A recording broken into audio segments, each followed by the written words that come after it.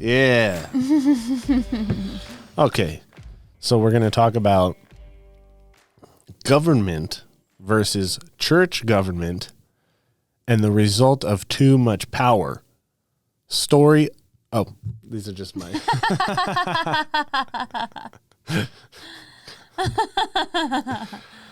Yeah, that's a reminder for me. Okay, cool.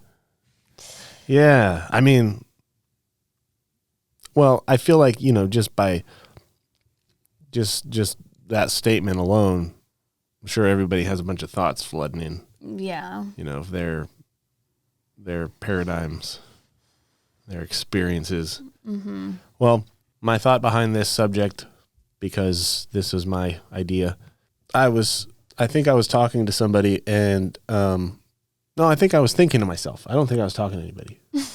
Talking to yourself. Yeah, talking to myself, thinking about just what's going on with the world right now, all the conflict, all the disunity. I wish I could remember that this is, I write these ideas and then I write a couple sentences to help like jog my memory, but it's not jogging my memory like the way I was hoping. Anyway. Well, maybe I can share my initial thoughts on that statement. Eat your broccoli, kids.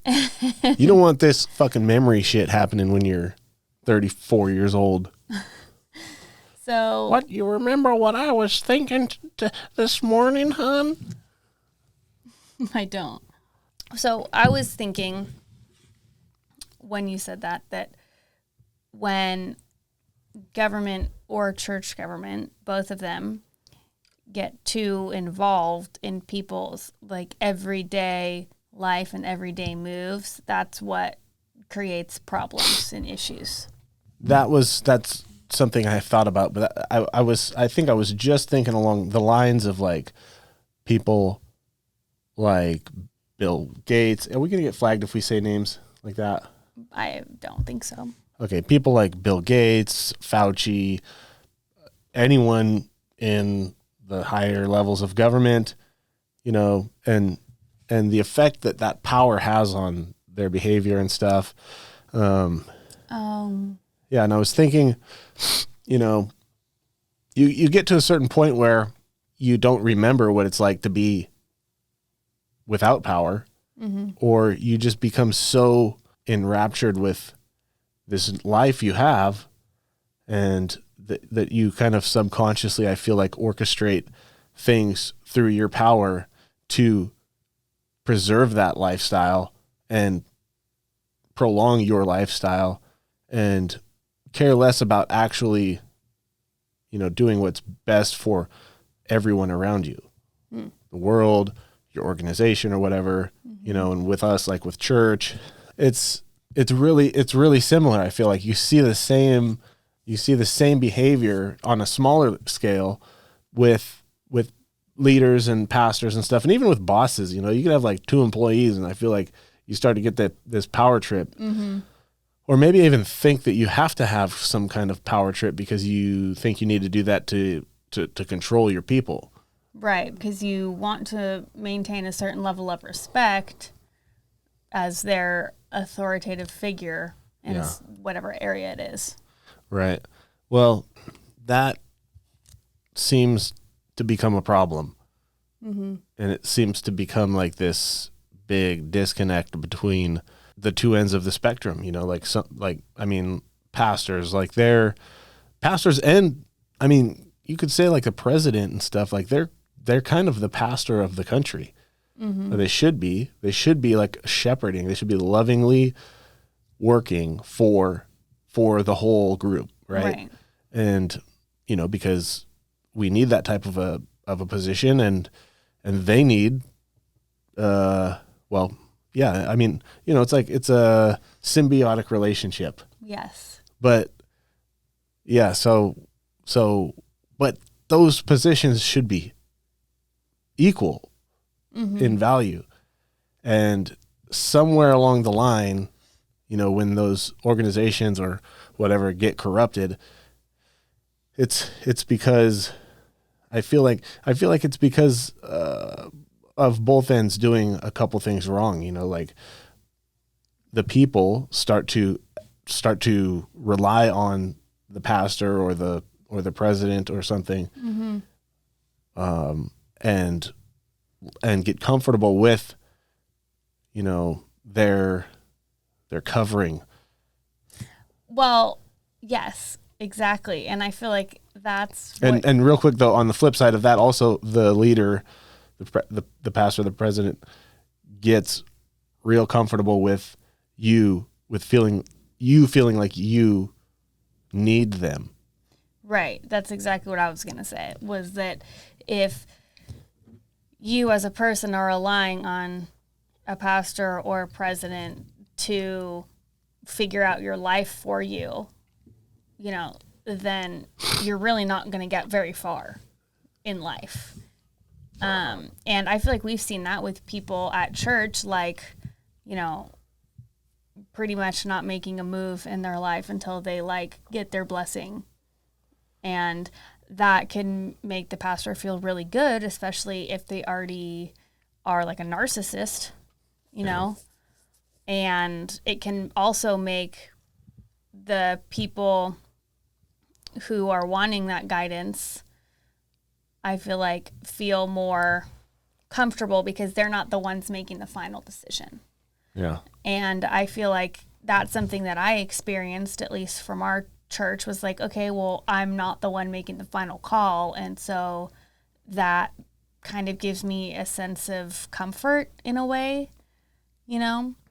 And because like my head's not on the chopping block. But then if you start doing that, like with your own life, not just with like, oh, the business, you know, is going to make a decision to go this way instead of this way, and I'm making the final call, you know, if it's not with just stuff like that, if it starts to be with like the type of food you can get, if you're relying on food stamps or things like that, you know, that's totally in someone else's hands. And that's putting like your actual physical health in the hands of somebody who doesn't even know you.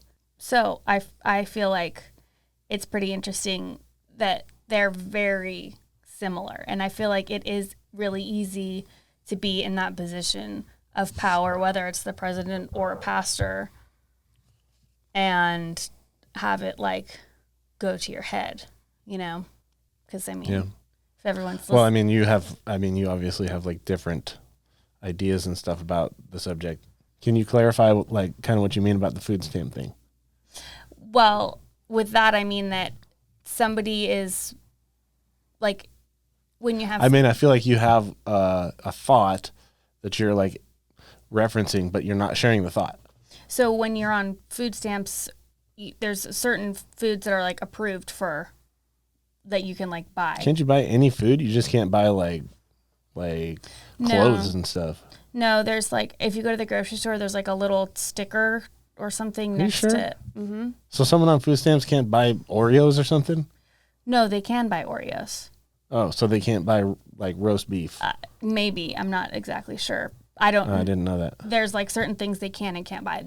There's certain junk foods that they can buy, certain that they can't. I don't know if they can buy organic or not, but yeah, they're limited to a certain thing.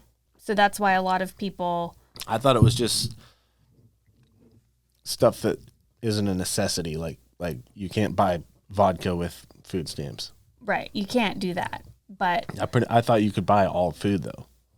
No, it has to be certain. Like, I don't think you can get name brand. I think you can only, like, if you want to get cornflakes, I don't know if you can buy like Kellogg's cornflakes. Well, see, this is kind of making me think about more about like my original thought, which is that when people get too much power, there's an imbalance, and then they have to keep stepping into areas that shouldn't be their area. You know, like for us in church, let's keep it with church because I can't really speak about government. I don't get all that stuff, but I'm feeling the effects. It's like, it's kind of like triggering to see the government's behavior recently, because it's like, damn, I just left church. I feel like I'm still in church. Yeah. Like, you know, so when somebody has the power, like they're at the top, I feel like inevitably they feel like they know best, unless they're healthy and they keep things equal, like in our circumstance, they consciously or subconsciously feel like they know best. Yeah. And they're not just there to like lead the flock, feed the flock, serve the flock, pray with them, visit people in the hospital, preach the gospel or whatever it is a pastor does. They feel like then, I put this person into the position of parking lot greeter. Mm-hmm. And then they pull up and they see that person greeting in a way that they wouldn't greet. And it becomes this big thing. Like we need to have a meeting now. Yeah. We're going to talk about how fucked up the parking crew is. Because I drove up today and homeboy was wearing a polo shirt, and polo shirts aren't our culture. Right. And it's like, can the guy serve as himself? And that's where I feel like, just that's the beginning of the end. And that's what happened. That's what happened in like every department of our church. And that's what happened with the leadership going down through the ranks, because that's what they witnessed all the time, and that's what they were trained to do. Mm-hmm. And so, it just becomes like really retarded, because how are you supposed to grow when it's a one-man show? Mm-hmm. Right? You need a lot of people to do something big. Right. But somebody on a power trip doesn't trust other people to think for themselves and do that stuff. Like, can you imagine if instead of teaching people about, you know what I notice? Having these headphones on stops me from breathing, because I can hear myself breathing, and then I start to get out of breath. Oh, weird. Because I can hear everything coming through. I don't do that. Well, maybe I've breathed too hard. Maybe. Well, anyway, I mean, just imagine if the government made shooting guns, what's it called? What are required classes in school called? Mandatory? No, like a required class, like not an elective. It's like a required. Like in college, they're like prereqs, but that's not. Well, anyway, so like, I mean, imagine if, as soon as a kid can hold and shoot a gun, they start teaching them how to use guns. And then by the time someone graduates high school, they're competent enough to walk around with a gun. And like, maybe we make another subject or a part of that subject, like psychiatric evaluation and stuff. So we know that everyone we're teaching how to shoot weapons or use weapons, that they're competent and they're sound. And then we have a whole society of fucking badass people that could or couldn't fight in a war if we needed them to, competently. I mean, that would be a really good thing for a country to have, I feel like. I have thought similar things before, but even simpler things like, why don't you teach seniors how to do taxes? I mean, they're going to have to do them, so I feel like that's why a lot of people don't pay their taxes, because they have no idea what they're doing. If your parents don't teach you, then you don't know. And I feel like school is like supposed to be for that. It's because your parents are working and you're going to school, and so the school should be teaching you everything you need to know to be like a functioning adult. Yeah. Well, can I like change directions a little bit? Mm-hmm. So I was thinking about the story of Joseph and Mary when, because it seems like power trips have been happening for all time. And when people have power, they abuse it. They just do. Mm-hmm. Like that was the whole point of like checks and balances, and our government, being set up the way it was so that can't happen. Right. Now it's just a game of like, how do we cheat the system? Right. Or where's the loophole? Or how do we continue cheating the system but make it look like we're not? Mm-hmm. But it's not new. It's nothing new. I mean, that's why we tried to do that shit, because it was like, well, we saw what happened with, over, what is it, England we came from? Yeah. I hated history, so. This is what happened over in England, so that we're not going to do it that way. Yeah. And I mean, it's done pretty good so far. Yeah. I mean, America is like everyone wants to come here. That's right. They sure do. So in the Bible, where Joseph is told to flee to Egypt because Herod is trying to kill all the 2-year-old kids, 2 years and under. And so God was trying to protect Jesus, so that he had them flee. Instead of wiping out Herod, he had them flee. Instead of starting a revolution and protesting. Yeah, or just killing the guy. So it's like, I feel like a lot of times, like, we want God to just fix all these problems, well, I'm going to stick it out in this cult because I believe that God can change them. Right. Or I'm not going to worry about my government being corrupt because God is in control. Mm-hmm. And that's kind of stupid because, like, what if Joseph had that dream and he was like, no, I'm not going to flee. God's got me. Right. Well, like even don't let the enemy come in and tell you that, whatever. Yeah, no. I haven't been given a spirit of fear. That's right. So it just made me think, even Jesus needed to be protected in a way that wasn't what you would hope God would do. Mm-hmm. Like, imagine if you had to flee to, like, Brazil because of needing a vaccine passport to just buy food. Mm-hmm. And it's like, I don't want to get that. So I guess I can't eat anymore. I have to run away. It's like, that's not really that far-fetched, because just because America has been a certain way doesn't mean it can't go another way. Mm-hmm. And that people can't get power hungry and abuse their power and start abusing their people. And then you might have to do something to protect yourself. I'm being too like ambiguous, huh? I don't think so. Well, maybe because I know what you're talking about. Right. Well, I guess just my point. I think there's comfort to be had in recognizing that the scary stuff that you might see happening in your leaders in government or in church, it's not that unusual. It's pretty common. It's actually normal.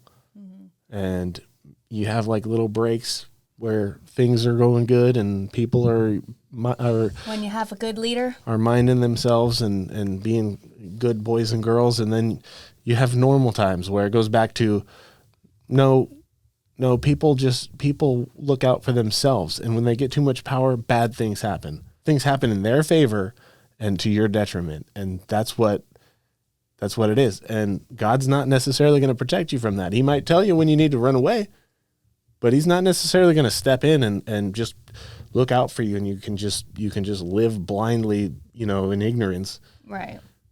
Well, I just had a couple more thoughts, I guess, about, I have never really thought about the correlation between presidents and pastors before. And I think that it's very interesting how similar it is when you have a good president and a good pastor versus when you have a corrupt president and a corrupt pastor. Yeah. And it's obviously not just the president either, because if it was only the president that was, like, corrupt, then everyone in the Senate and the House, like, they'd take him out, they'd impeach him and stuff. So it's not like it's just, like, a singular person. And I feel like in churches, it's the people around the pastor that kind of feed into their delusion about themselves, usually. And so they just tend to make the situation worse. And that's the same thing that happens in government. Yeah.